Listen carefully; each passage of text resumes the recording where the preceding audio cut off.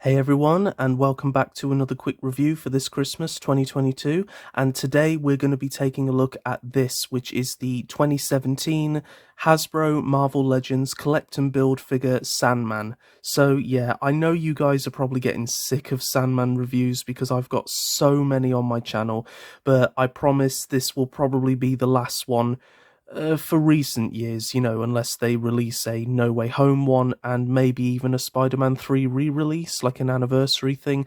But yeah, I have been meaning to make a video for quite some time, the best Sandman figure and why, and I always held back because sadly I didn't have this one, but now I do, and I can safely say that this one does not disappoint. So we're going to keep this review short and sweet, guys, so let's take a quick look at the figure.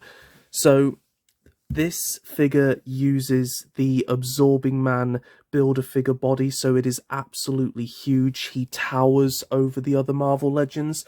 Just to show you guys, here is the retro card Sandman, so you can see just how smaller he is. This guy is an absolute beast. He's enormous, like big muscles everywhere, and the sand texture on the arms is absolutely sensational. I love it. This is the best sand texture they've ever done, in my opinion. I love the weapons that he comes with, but we'll get onto those shortly. He even does come with this swappable battle damage screaming head, which is just the best thing ever. So we'll take a look at his articulation. You can bring his arms right the way out, do a full 360 at the bicep, 90-degree bend at the elbow, rotation at the wrist, and also forward and back. You can also do a full 360 at the shoulder. You can bring the waist quite far, the ab crunch quite far forward and really far back, which is good. There's a full 360 rotation at the top of the waist. His head is on a ball joint, so you can do a full 360. Look slightly up and quite far down, which is really nice, and a slight side to side, but not as much as later Marvel Legends. His legs are on ball joints, so you can bring them right the way forward, as well as out to the side. There is a full 360 rotation at the top of the leg, a full double bend at the knee. However, you can't bring his legs too far back due to the size and sculpting of them, but it's nice to have the articulation nonetheless. There is a rotation at the foot and also side-to-side pivoting, which is really good for balance when displaying him. The belt is a separate piece which kind of just sits on his waist, but it's a really nice detail nonetheless. I absolutely love the detail of his shirt, all the creases. The greens have been applied very, very neatly. There's no bleeds as far as I can tell. It's all been done with great care and precision. It's a shame that they couldn't have sculpted a collar for his shirt, but as I say, this is actually a reuse of a previous figure, and you can even see veins, which obviously there wouldn't be on a shirt, but unfortunately, because they have just reused the torso piece from another figure, you are going to see these little things that don't make sense. But for the most part, I think this works really, really well. The main compliment for this figure has to be the arms, and I love how you've got the creasing there, so it just creates the illusion of a shirt, but how it blends into the sand is absolutely sensational. I love the paint, how there's a slight fade to it. It doesn't just hop from one colour to another. It's really, really good, and like I say, the texture on this is incredible. I love the dripping sand that comes down from the hand. You have that on the fist as well. I just love all the various different washes. Maybe some more colour variation would have been nice, but the sculpting really just makes this absolutely sensational. So let's swap out his hands for the weapons.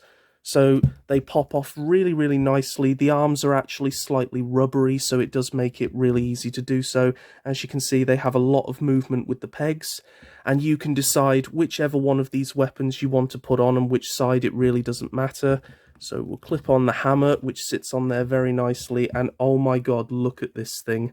I mean, this thing is practically half the size of this figure, so that's just how big it is. Now, what's even more impressive is because this figure is so well balanced, he can actually stand the weight of this, which is just incredible. As you can see, you've got all that wonderful sand texture on there, a little bit of a paint splodge, but that's to be expected on something that's mass produced.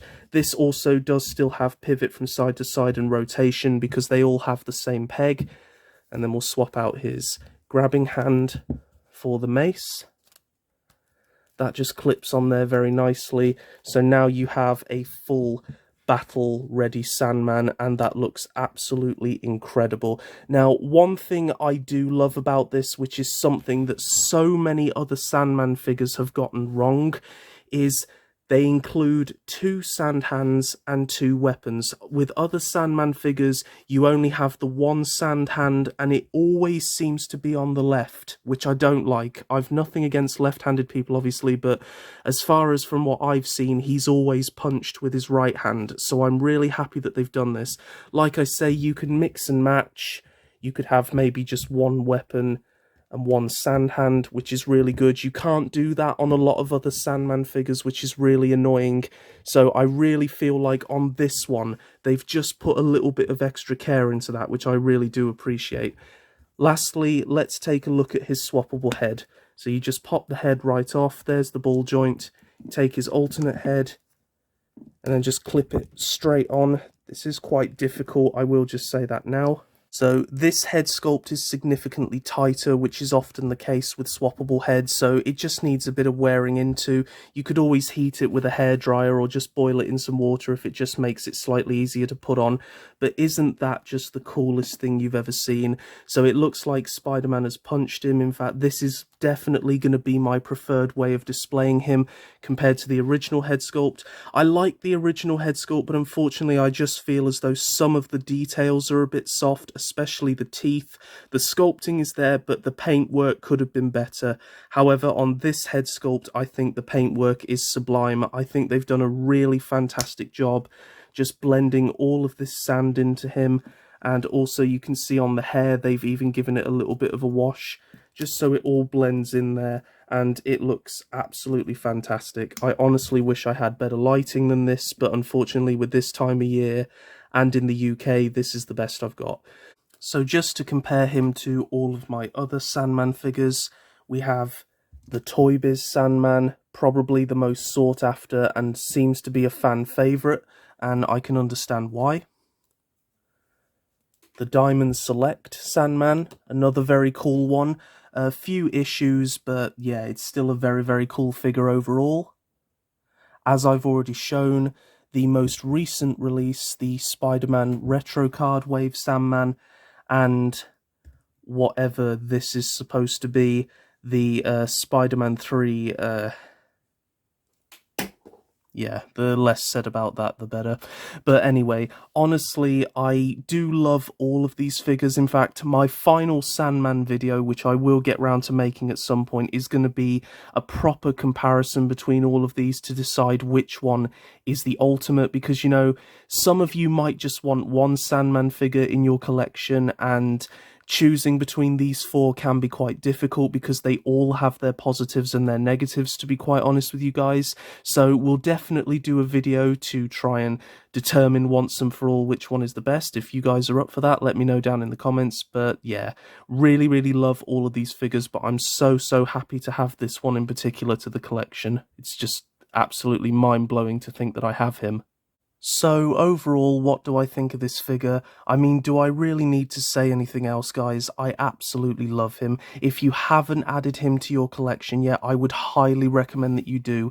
Unfortunately, here in the UK, he is quite difficult to track down, which is why I'm so grateful to that wonderful eBay seller who let me have him for such a reasonable price. You know, considering how much money you'd have had to pay to build this guy back in the day, I think his value has definitely gone up. So getting him at the price I did was absolutely wonderful and a dream come true in many ways. So I'm so happy to have him. So I really hope you guys have enjoyed this video. If you did, please like, share, and leave a comment down below. Let me know what you think of this figure. Is he your favourite Sandman? Do you have him? Are you planning on getting him? Stay safe and happy wherever you are in the world, and I'll see you all in the next one. Bye bye.